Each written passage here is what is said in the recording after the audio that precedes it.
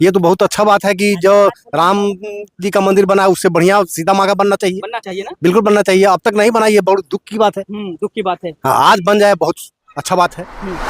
अभी मध्य प्रदेश में कुछ, राजस्थान में, उत्तर प्रदेश में कुछ साधु संतों को हिस्सेदारी दी गई है, कुछ अभी साधु संत, सांसद और विधायक है। तो बिहार में ऐसा क्यों नहीं हो सकता कि बिहार में एक भी सांसद हमारा, एक भी साधु हमारा सांसद नहीं है, एक भी विधायक हमारा साधु नहीं। यूपी में योगी आदित्यनाथ, राजस्थान में बाबा बालकनाथ और अब बारी है बिहार की। बिहार में भी एक योगी की एंट्री हो गई है जिसकी नजरें सीधा लोकसभा चुनावों पर है। उनका नाम है योगी अखिलेश्वर दास महाराज। बिहार वासियों के दिल में कहीं ना कहीं पहले से तमन्ना पड़ रही थी, है ना। वो उनकी सोच में पहले ही से थी। ये कह लीजिए कि उनकी दुआ थी, मन्नतें थी, प्रार्थना थी कि कोई योगी जी जैसा जो है बिहार को मिले, है ना। क्या लगता है उनकी खोज अब जो है अब पूरी हो चुकी है? ये जनता अभी आने वाले समय में योगी जो अखिलेश्वर दास जी महाराज है उनके कार्यशैली से परिचित होगी। और पूर्व में भी 3-4 वर्ष पूर्व उन्होंने इस शिवहर लोकसभा क्षेत्र में उन्होंने बहुत सेवा कार्य किए।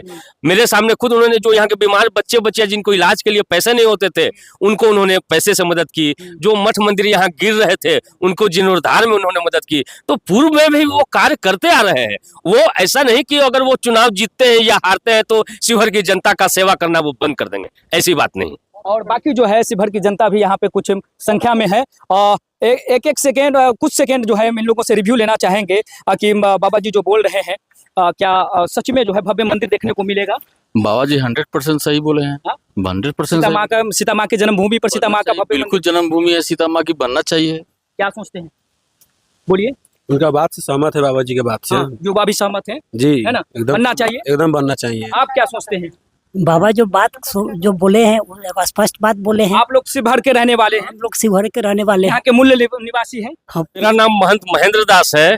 मैं सिद्धपीठ हनुमानगढ़ी का नागा हूँ और पटना महावीर मंदिर का निवर्तमान का महंत व अखाड़े के द्वारा नियुक्त।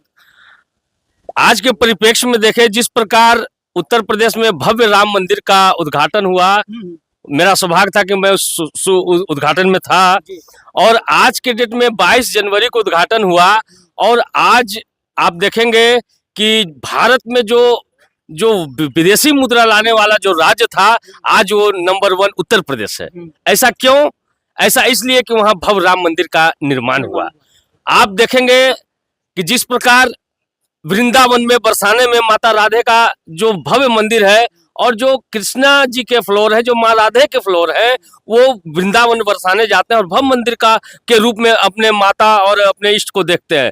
लेकिन हम राम भक्तों के लिए माता जानकी की जो जन्मभूमि, जो प्राकट्य भूमि है सीतामढ़ी, और वो मिथिला का जो क्षेत्र है, ये सदैव से ही ये क्षेत्र अनेक प्रकार की विविधताओं को झेला। और जिस प्रकार एक धार्मिक टूरिज्म का विकास यहाँ होना चाहिए था वो विकास नहीं हो पा रहा है। और ये दुर्भाग्य है कि जो भी सरकारें यहाँ बनी उन्होंने कोई ध्यान माता जानकी की जन्मभूमि पे उन्होंने नहीं दिया।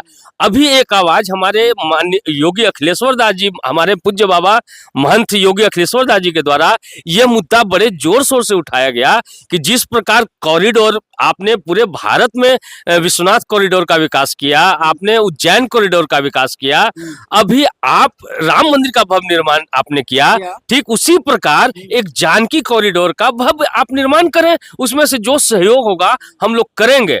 उनके कार्यकाल में कितने दिनों में ये संपन्न हो जाएगा? ये मैं आपको कोई झूठा वचन दे करके झूठी लोकप्रियता और ठगने का कार्य नहीं करूंगा।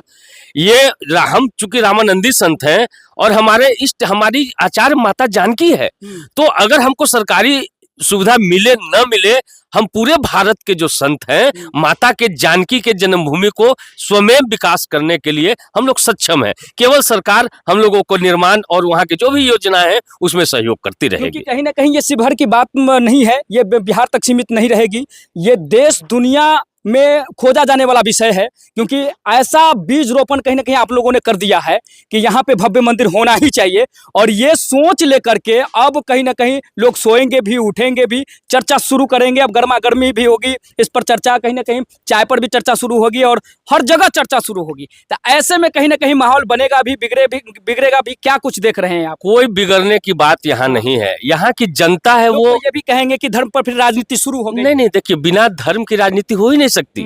अगर आप धर्म से राजनीति नहीं करेंगे तो अधर्म करेंगे, अधर्म से राजनीति करेंगे तो राजनीति नहीं कही जा सकती। योगी अखिलेश्वर दास जी महाराज शिवहर की जनता जान चुकी है। पिछले 5 वर्षों में बीजेपी की रमा देवी सांसद थी, उनके सांसद काल में क्या विकास हुआ। अभी मैं इधर से आ रहा था रोड शो के दौरान, तो मैं उतने बड़े बड़े गड्ढे मैंने देखे, और अभी आप जाके वहां पता कर सकते हैं, वो गड्ढा यहाँ से 10 किलोमीटर पीछे होगा। आप उन गड्ढों को देख करके ये अंदाजा लगा लीजिए कि शिवहर की जनता को किस प्रकार छला गया जातिवाद के नाम पे और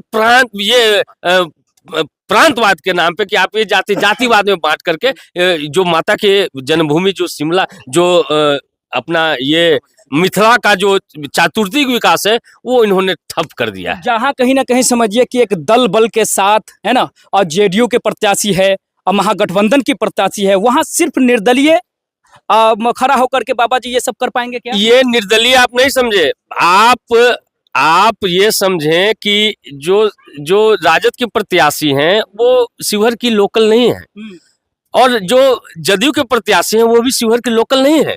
इस बार शिवहर की जनता, शिवहर का बेटा, शिवहर का लोग जो शिवहर में पैदा लिया हो, जो शिवहर की जनता के दुख सुख को जानता हो, वैसे प्रत्याशी को जिताने का कार्य इस बार की शिवहर की जनता करेगी, ऐसा मेरा पूर्ण विश्वास है। के दौरान कहीं ना कहीं देखा गया है कि जिस तरीके से यूपी के योगी जी जो हैं, वर्तमान कार्यकाल जिस तरीके से वो अपना संपन्न किए हैं, बुलडोजर से काम करके दिखाया है उन्होंने, उनकी कार्यकाल से कॉपी पेस्ट करके यहाँ भी जो है बुलडोजर देखा गया है। तो उनका स्वरूप बताना ये कैसा है, कैसे देख रहे हैं, उनका स्वरूप है क्या? एक हमारे अभी भारत के वर्तमान परिदृश्य में जो हमारे उत्तर प्रदेश के माननीय योगी आदित्यनाथ जी बाबा है, उन्होंने एक लकीर कायम किया है। अभी पूरे बिहार, ये योगी नहीं, हम लोग उनका कॉपी पेस्ट क्यों नहीं करेंगे? हमारे वो सीनियर है, हमारे वो आचार्य है, हमारे वो पूज्य है, उन्होंने जो कार्य उत्तर प्रदेश के लिए किया, हम क्यों नहीं उनका कॉपी करेंगे?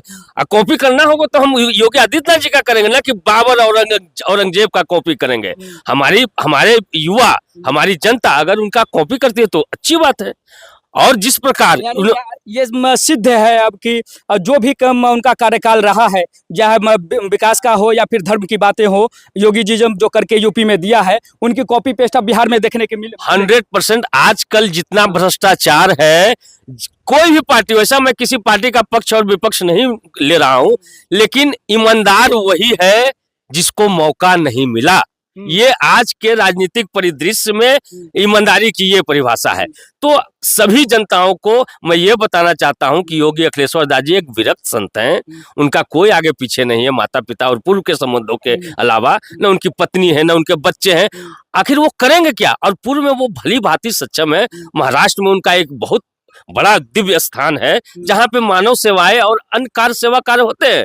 उनका जन्मभूमि यहाँ है, ढाका प्रखंड में मुझे पता जानकारी चली, उनका जन्मभूमि यहाँ है। और जन्मभूमि के विकास के कारण उन्होंने कहा कि बाबा जी मैं जन्मभूमि का विकास करना चाहता हूँ, मुझे देखा नहीं जाता है, इसलिए उन्होंने अपने जन्मभूमि के विकास के कारण उन्होंने शिवहर का क्षेत्र उन्होंने चुनाव लड़ने के लिए चुना है।